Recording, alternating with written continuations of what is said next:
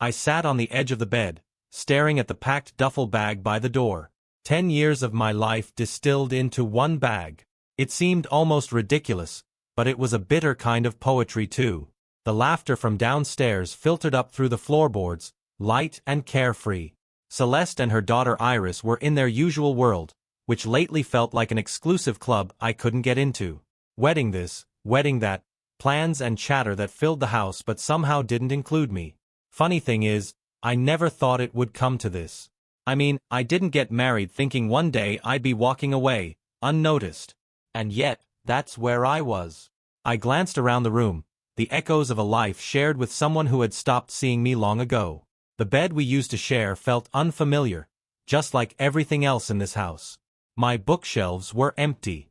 The space in the closet where my jackets used to hang was bare. It took weeks to clear out my stuff, a piece here, a piece there, and they never noticed. Not Celeste. Not Iris. It was like I'd been erased before I even left. The real kick in the teeth? I hadn't stopped trying. Not for years. I bent over backward to make this family feel whole. Iris was only 8 when I came into their lives, and I loved her like she was my own. But love isn't enough when you're up against ghosts. Damien, Iris's biological dad, was one of those ghosts. He abandoned them years ago, but somehow, he still had a grip on their hearts. And me? I was just the stand-in, a temporary fixture in their lives. I stood up and grabbed the duffel, feeling the weight of it in my hands. Tonight was the rehearsal dinner for Iris's wedding, and I was supposed to be there. They'd given me a seat, somewhere in the back, like a guest instead of the man who helped raise her. It wasn't about the seat, though. It was about what it symbolized. How far out of the circle I'd been pushed. I could see it in the way they laughed without me, the way they planned without me. The silence broke when Celeste called up from the kitchen. "Ronan, are you coming, or what?" I took a deep breath, one last look at the room, and then walked down the stairs. Celeste was standing there, wine glass in hand, her dress pressed to perfection. She looked me over, frowning. "Where were you?" "The rehearsal started," she said, her tone sharp enough to cut. "You didn't notice I wasn't there until now?" I asked. "That says everything, doesn't it?" Her face twisted in confusion before anger took its place. But before she could launch into one of her tirades, I cut her off. "Celeste, I've been moving out for weeks. Did you even notice?" "No, of course not." For a moment, the mask slipped, and I thought I saw regret in her eyes. But then she steadied herself, brushing it off. "Don't be dramatic, Ronan. We've all been busy with the wedding. That doesn't mean we don't care about you." "Care?" I said, my voice rising. "I was a part of this family for a decade, and you didn't even see me slipping away. That's not care, Celeste. That's convenience." The words hung in the air, heavy and final. She didn't argue, just stood there as I walked out the door. The air outside was cold, sharp. It felt like a slap, but it was grounding too. For the first time in a long time, I felt awake. It wasn't long after I left that Damien, the ghost himself, decided to reappear. If I hadn't seen it with my own eyes, I wouldn't have believed it. He hadn't been a father to Iris in over 2 decades, but suddenly, he was back, slicker than ever, like no time had passed. It started with a simple visit. For Iris, Celeste had told me when I confronted her about it. She made it sound like he was doing his duty, showing up for his daughter's big day. At first, I kept my distance. After all, it wasn't my place anymore. But as the days passed, it became painfully obvious that Damien wasn't just visiting. He was sliding into a role I'd spent years building. The man had a way of charming his way into everything. I watched him laugh with Iris, his arm casually draped around her shoulders. I saw him at the kitchen table with Celeste, leaning in close, his voice low and conspiratorial. "Can you believe this, Ronan?" a mutual acquaintance said to me one day, chuckling as he stirred his coffee. Damien stepping right back into the father role like he never left. I could only nod, the bitterness rising like bile in my throat. Stepping back into the role? He'd never been in it to begin with. That was me. I was the one who helped Iris through her first breakup. I taught her to drive, worked overtime to pay for her college application fees. And now Damien was reaping the rewards of all those years I'd poured into her. Then came the real gut punch. I found out Iris had asked Damien to walk her down the aisle. Not me. Not the man who had been there through every scraped knee and tear-filled night. The honor had gone to the man who abandoned her before she could even form a memory of him. I didn't hear it from her, either. No, I got the news from Mrs. Crawford, the florist. Such a sweet gesture, she said, arranging a bouquet. Having her real father walk her. I'm sure you understand. Understand? How could I explain to her or anyone the mix of humiliation and fury that boiled inside me? But it was par for the course. 4 years, I'd been giving, only to be left with nothing in return. That evening, I called Celeste. I didn't trust myself to speak face to face, not with the anger I was carrying. Iris wants Damien to walk her down the aisle? I said, cutting straight to the point. There was a pause. She thought it would be meaningful, Celeste said finally, her tone defensive. Meaningful? I let out a bitter laugh. I've been her father for 10 years, Celeste. What does that make me? A placeholder? A warm body to fill the space? She tried to argue, throwing out excuses about how Iris just wanted to make a connection with her biological father. But I wasn't buying it. The truth was, I had been erased. And that's when I decided I wouldn't let it slide. Damien was the kind of man who left a mess wherever he went, charming his way out of responsibility and leaving others to clean up after him. But not this time. This time, I'd be the one to pull the rug out from under him. He had stepped into a role he didn't deserve, and I wasn't about to let him keep it.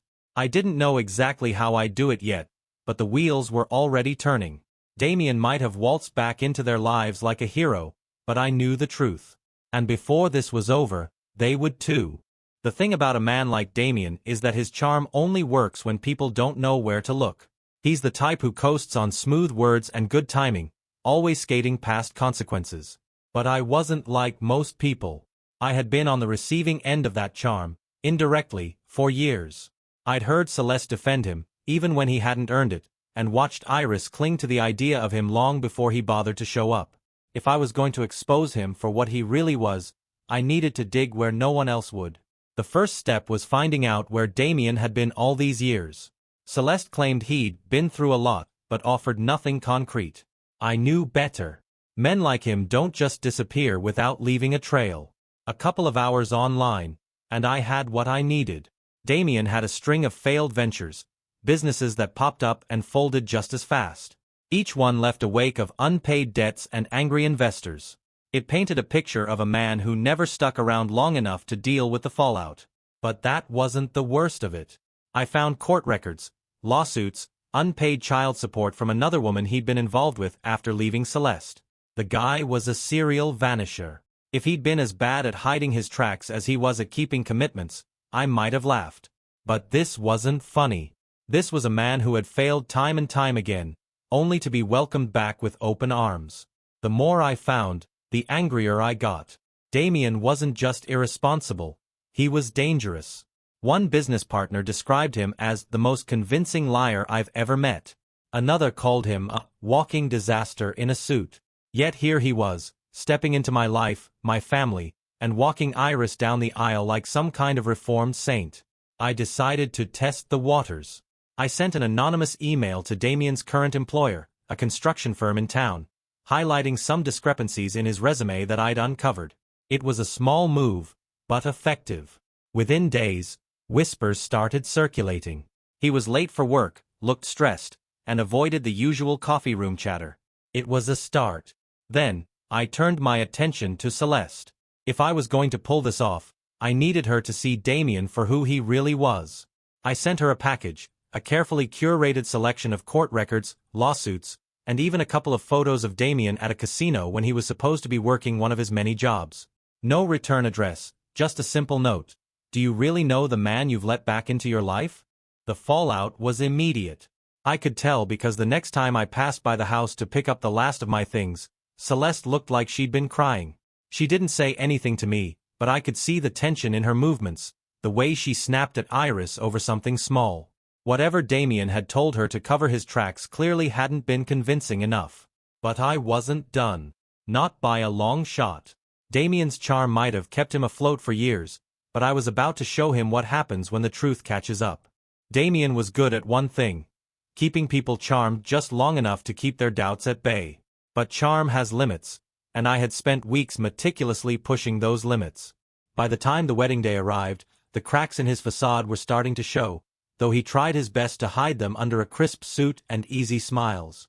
I could see the tension in his eyes when he thought no one was looking. The morning started quietly enough. I wasn't at the house. I hadn't been welcome there since our argument about Iris's choice. But I had my own way of keeping tabs.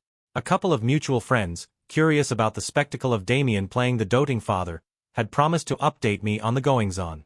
"He's acting like he's the one who raised her," one of them texted me early that morning. "Honestly, it's sickening. You should have seen him giving a toast at the rehearsal dinner. Like he's some hero." I read the message and smiled to myself.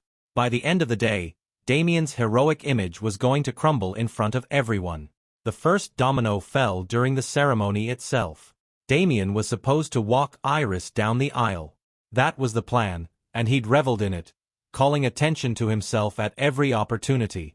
But as Iris stood at the back of the church, clutching her bouquet, Damien was nowhere to be found. The whispers started almost immediately. Guests turned to each other, confused. The music swelled, then faltered. "I can't believe this," someone muttered near the back. Meanwhile, I was across the street, watching from a distance as chaos unfolded. My anonymous package had arrived at Iris's house just hours before, addressed specifically to her. In it were documents that made it impossible to ignore who Damien really was. Debt records, unpaid child support receipts, and a few choice statements from former friends and business partners, each detailing just how unreliable he had been over the years. I knew Iris would read it. And I knew she wouldn't be able to let it go. She was too much like me in that way. The next update I got was from another guest. "She's walking down the aisle alone. People are whispering like crazy. Where the hell is Damien?" Perfect. Later, I learned what had happened. After Iris confronted Damien with the contents of the package, his usual excuses hadn't been enough. When she pressed him, he buckled under the weight of his own lies, finally storming out of the house. That was the moment the family saw him for what he truly was: a man who could only stay around as long as no one held him accountable. As for the wedding itself, it continued without him. Iris, ever the resilient one, didn't let his disappearance stop her. She walked herself down the aisle, her head held high, though I heard her hands were shaking. The guests, confused and murmuring, tried to focus on the ceremony, but the atmosphere was off. Everyone knew something was wrong. I watched from a safe distance, hidden but present. It wasn't about being vindictive, it was about reclaiming my dignity. Damien had taken something from me, but now, I had shown him that he couldn't keep it. As Iris exchanged vows, I felt a pang of sadness. I hadn't wanted to hurt her, not really. But I also knew that this day, however imperfect, might be the start of something better for her. A day built on truth, not on the lies of a man who didn't deserve to be part of her life. The wedding was the first step. What came next would be Damien's complete undoing. Damien's absence at the wedding was the talk of the town. By the next morning, word had spread far and wide. He had vanished before his daughter's big moment, leaving her to face the aisle alone. The whispers were relentless. Some wondered if he'd had a sudden emergency, while others speculated about a more dramatic fall from grace. Only a handful of people knew the truth, and I wasn't in any rush to fill in the blanks. After the ceremony, Celeste called me. It was the first time she'd reached out since our argument weeks before. Her voice was tight, like she was holding back tears. "Did you have something to do with this?" she asked without preamble. I didn't deny it outright. "I don't know what you mean." "Don't play coy, Ronan," she snapped. "You sent those documents to Iris, didn't you? You sabotaged the wedding." I let the accusation hang in the air for a moment. "I didn't sabotage anything, Celeste. I just made sure everyone knew the truth. What they did with it was up to them."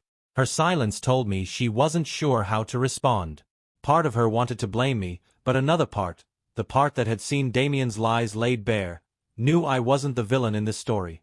"Do you even care about what you've done to this family?" she finally asked, her voice breaking. That hit a nerve. I gave 10 years to this family, Celeste. 10 years of being ignored, disrespected, and treated like an outsider. Don't talk to me about damage. I've been cleaning up after Damien's messes since the day I walked through your door. She hung up, and I let her. There was nothing left to say. But the phone call confirmed one thing. Damien was unraveling. He hadn't just run from the wedding, he'd disappeared entirely. His employer, the construction firm, called him out for skipping work without notice. His landlord found out about unpaid rent when he failed to show up to settle his bills. The life he'd tried to rebuild after re-entering Celeste and Iris's lives was crumbling faster than he could salvage it. I kept the pressure on. Anonymous emails with copies of his financial records made their way to his boss. Photos of Damien at casinos during work hours circulated among his co-workers. And then there was the piece de resistance, a carefully crafted letter sent to his landlord, highlighting the legal trouble Damien had faced in the past, including evictions and disputes over damages. Within a week, Damien had been fired, evicted, and ostracized by most of the people who had once seen him as charming. His reputation was shattered, and he had nowhere left to run. But the real fallout came when Iris confronted her mother. According to my source, one of the guests who had stayed close to the family, Iris had gone to Celeste, demanding answers. "Did you know about this?" she reportedly asked, holding up the documents I'd sent. "I didn't know everything," Celeste had said, dodging the question. "Not everything.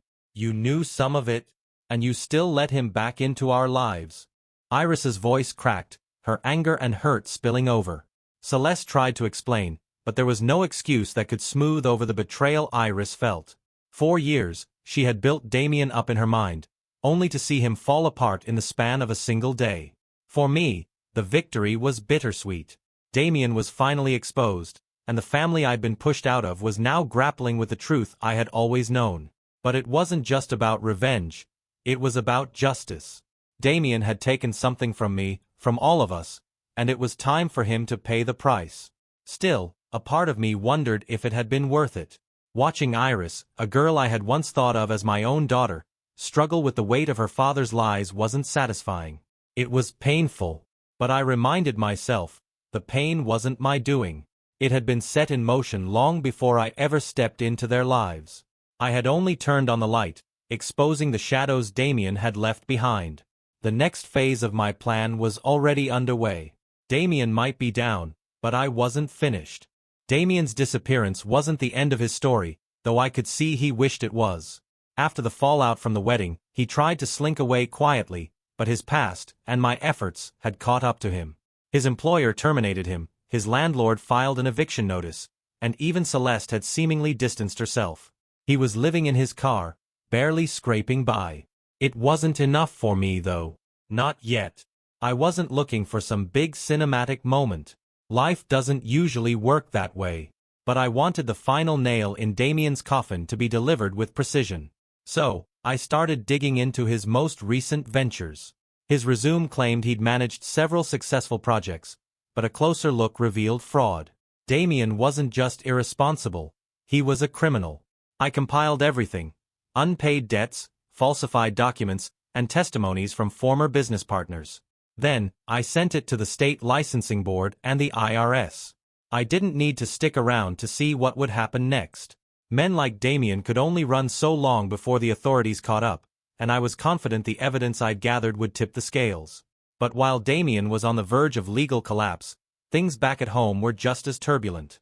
Iris had moved out of her mother's house in the wake of everything. From what I heard, their relationship was strained beyond repair. "I can't believe you let him back into our lives," Iris had yelled at Celeste, according to one of our mutual friends. "You knew what he was like, and you still let him walk all over Ronan, and me. I'll never forgive you for that." That same friend told me Celeste looked shattered. I should have felt some satisfaction, but all I felt was emptiness. Despite everything, I had never wanted Iris to lose her mother. Still, this wasn't my battle anymore. Celeste had made her choices, and now she was dealing with the fallout. Meanwhile, I had my own life to rebuild. Moving into a small apartment felt like a strange mix of freedom and loneliness. For the first time in years, I didn't have to tiptoe around anyone's needs but my own. The quiet was both soothing and deafening. I threw myself into work, spending long hours at the office to keep my mind busy. When that didn't work, I started hitting the gym again, rediscovering the version of myself I'd let slip away during the years of being a caretaker for a family that never truly saw me. I'd be lying if I said I didn't think about Celeste and Iris. They weren't just people I left behind, they were a part of me for a decade. But every time doubt crept in, I reminded myself why I left. The betrayal, the neglect, the constant erasure, it was all too much. You can only give so much of yourself before there's nothing left. One night, as I was unpacking the last of my boxes, my phone buzzed. It was an email from a former colleague of Damien's, someone I'd contacted during my research. The subject line was blunt: "Thought you'd want to know." Attached were court filings, fraud charges against Damien, initiated by one of the businesses he'd scammed. I stared at the screen for a long time, the weight of it sinking in. This was it. The end of Damien's charade. The man who had skated by on charm and lies for years was finally facing the consequences. It wasn't satisfaction I felt. Exactly. More like closure. For so long, I'd been trapped in the web of lies Damien had spun around my family, around Iris and Celeste. Now, the threads were unraveling. And for the first time in years, I felt like I could breathe. As I shut my laptop and stared out the window, a thought struck me. This was only the beginning. Not for Damien, not for Celeste or Iris, but for me. The days after Damien's downfall were surprisingly quiet, but the ripples of his collapse spread far and wide. I heard whispers through mutual acquaintances, snippets of conversations I hadn't expected to reach me. Damien had finally been served. Literally. His fraud charges were now public record, and the details were enough to make even his most ardent defenders reconsider their stance. I imagined him sitting in that beat-up car of his, papers in hand, trying to make sense of how his carefully constructed facade had come crashing down. A small, grim part of me felt sorry for him. But it didn't last long. Damien's suffering was self-inflicted.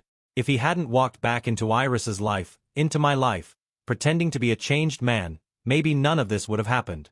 Celeste, on the other hand, was harder to read. She wasn't someone who showed vulnerability often, at least not to me. But from what I'd gathered, she was unraveling too. Losing Damien, losing Iris, and now facing the judgment of everyone who had once been part of her social circle was taking its toll. A friend who still had ties to her told me she'd started skipping her usual morning coffee runs, avoiding places where she might bump into familiar faces. "She's keeping to herself," the friend said over the phone. "Honestly, Ronan, I think she's embarrassed. She knows people are talking." "People will forget eventually," I said, though I wasn't sure if I believed it. Small towns had a way of holding on to gossip like prized possessions. But it wasn't just Celeste who had retreated. Iris, too, had gone quiet. I hadn't heard from her directly since the wedding, and I didn't expect to.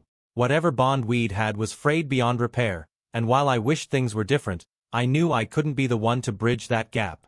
She needed time to process everything, and I wasn't in any position to force her hand. Still, it was hard not to think about her.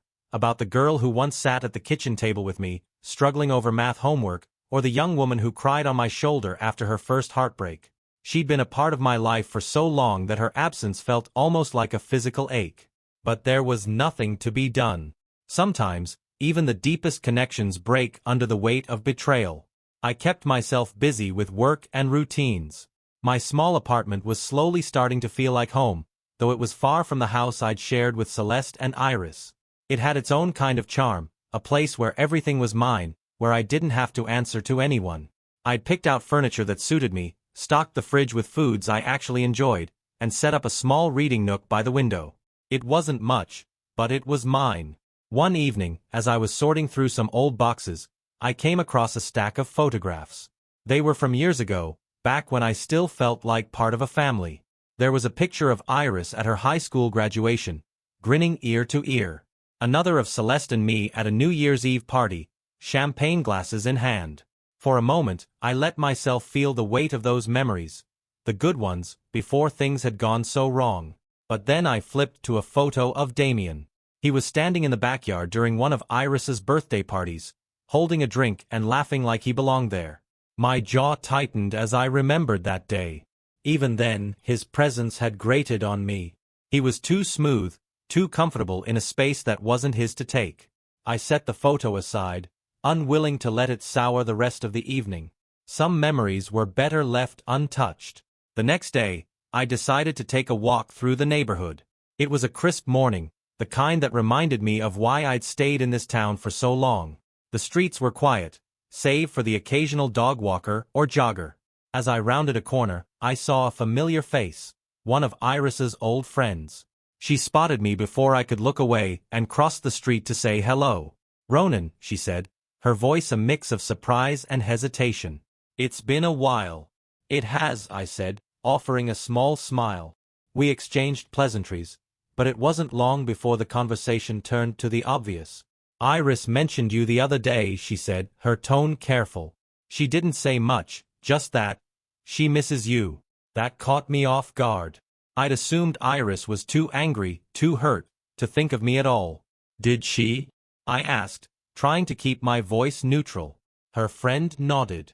"I think she's just trying to figure things out. A lot's happened, you know." I knew. More than she probably realized. As we said our goodbyes and I continued my walk, her words lingered. Iris missed me. It wasn't much, but it was enough to crack the wall I'd built around myself. Maybe, just maybe, there was still a chance to salvage something from the wreckage. That evening, I sat down with a pen and paper, something I hadn't done in years. No texts, no emails. Just a simple letter. I didn't know if Iris would want to hear from me, but I had to try. I kept it short, straightforward. I told her I missed her too and that I was here if she ever wanted to talk. I didn't expect a response, but writing it felt like a small step forward, a way to remind myself that not all ties had to break completely. As I sealed the envelope and set it aside, a strange sense of calm settled over me. The storm that had consumed my life for so long was finally starting to clear. And while I didn't know what the future held, for the first time in years, I felt like I was ready to face it. The letter to Iris sat on my kitchen counter for a full day before I found the nerve to mail it. I wasn't sure if I was ready for whatever her response, or silence, might bring.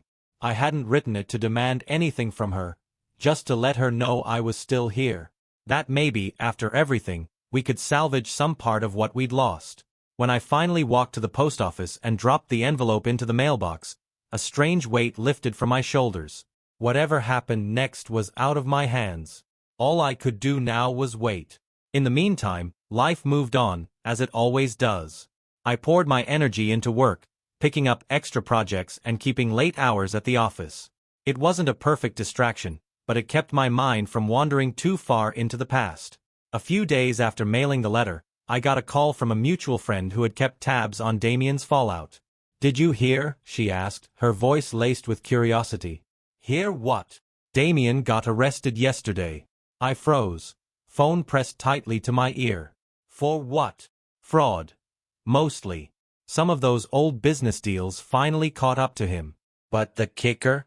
Apparently, he tried to skip town, and someone tipped off the authorities. I didn't ask who. I didn't need to. For a moment, I didn't know how to feel. I'd spent so long pushing for this outcome, making sure Damien couldn't worm his way out of accountability. And now that it had finally happened, there was no sense of triumph, no satisfaction. Just a hollow kind of finality. "He won't be around to bother anyone anymore," I said simply, ending the call soon after. That night, I sat on my couch, staring out the window at the quiet street below. Damien's downfall had been inevitable. It was just a matter of time. But it didn't erase the damage he'd done, the relationships he'd broken. It didn't erase the hurt I still carried. The next day, I received an unexpected text from Celeste. "Can we talk?" I stared at the screen for a long time, debating whether to respond. In the end, curiosity won out. We agreed to meet at a quiet cafe on the edge of town. When I arrived, she was already there, seated at a corner table with a coffee in front of her. She looked tired, her usual polished demeanor replaced by something raw and uncertain. "Thanks for meeting me," she said as I sat down. I nodded, waiting for her to speak first. "I don't know where to start," she admitted, stirring her coffee absent-mindedly. "Everything's such a mess right now." "It tends to happen when you let someone like Damien back into your life," I said, unable to keep the edge out of my voice. Her eyes flicked up to meet mine, and for a moment, I saw a flash of anger. But it faded quickly, replaced by something softer. I deserved that. I leaned back in my chair, crossing my arms. Why are we here, Celeste? What do you want from me? I wanted to apologize, she said, her voice quiet. For everything. For not seeing what was happening, for letting you slip away. She paused, struggling for the right words. I thought I was doing the right thing by letting Damien back in. I thought Iris needed him. But I see now that all I did was hurt the people who actually mattered. Her words hung in the air, heavy with regret. I gave everything to this family, I said finally, my voice steady but firm. And you didn't even notice when I was gone. It wasn't just about Damien. It was about the way you and Iris pushed me aside like I didn't matter. I know, she said, tears welling in her eyes. And I'm so sorry. I don't know if I can never make it right, but I had to say it. For a moment, I didn't know how to respond. Part of me wanted to forgive her, to let the past go and move forward. But another part of me wasn't ready. I appreciate the apology, I said finally. But it doesn't change what happened. She nodded, wiping her eyes. I understand. We sat in silence for a while, the weight of unspoken words between us. When we finally parted ways, it wasn't with anger or bitterness, but with a sense of quiet resolution. Later that evening, as I sat by the window with a glass of whiskey in hand, my phone buzzed. It was a message from Iris. I got your letter. Can we talk? A small smile tugged at the corners of my mouth. Maybe, just maybe, some bridges could still be rebuilt. Say.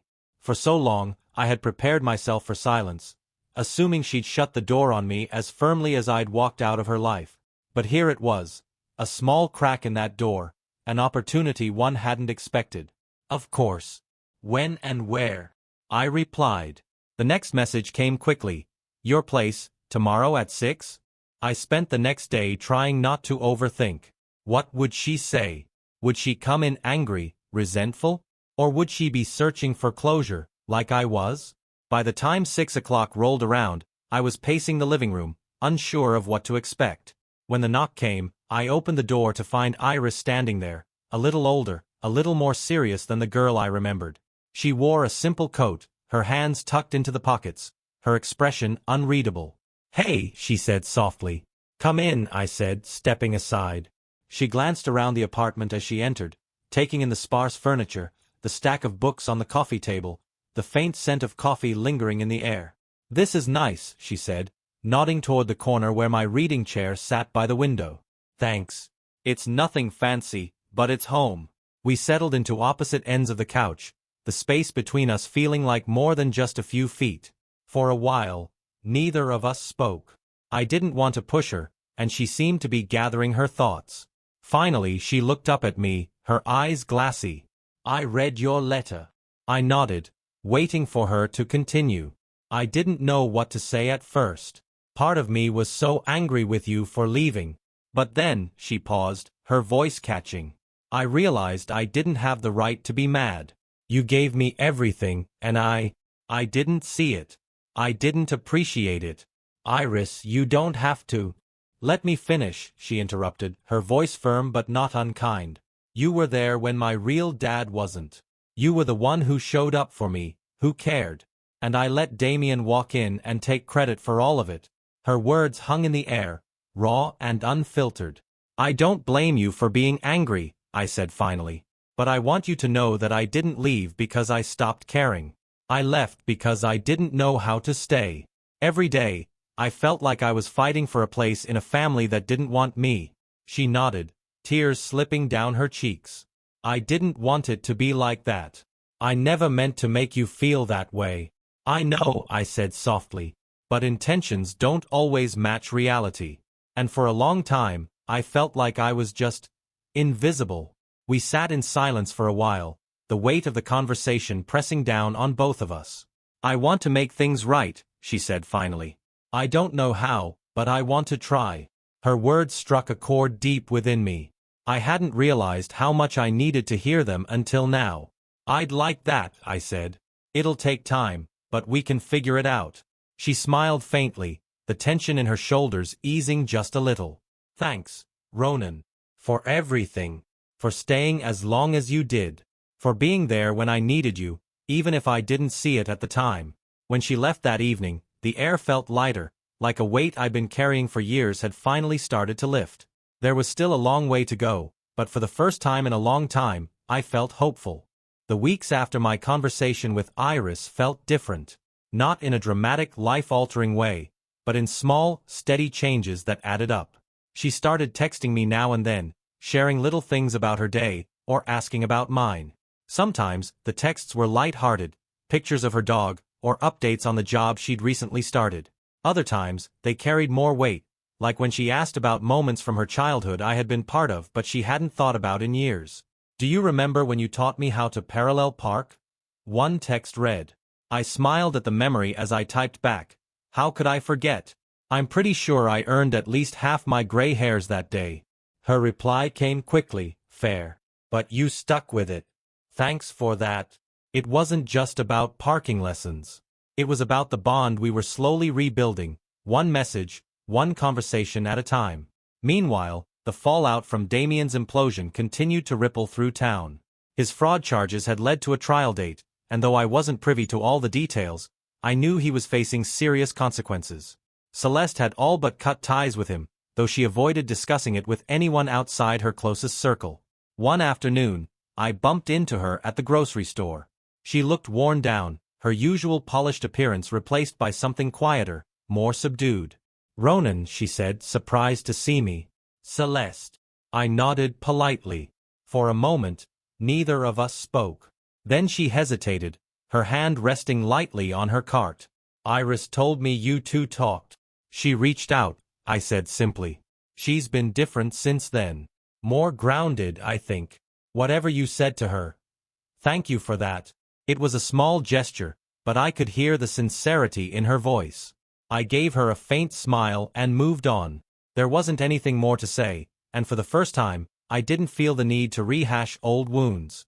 As spring crept in, I found myself embracing the quiet rhythm of my new life. My apartment, once a temporary escape, had become a home. I'd started going to a nearby park on weekends, just to walk and think. One Saturday, as I was sitting on a bench with a book in hand, a familiar voice called out, "Hey, stranger." I looked up to see Iris, smiling hesitantly as she approached. "Didn't expect to see you here," I said, setting the book aside.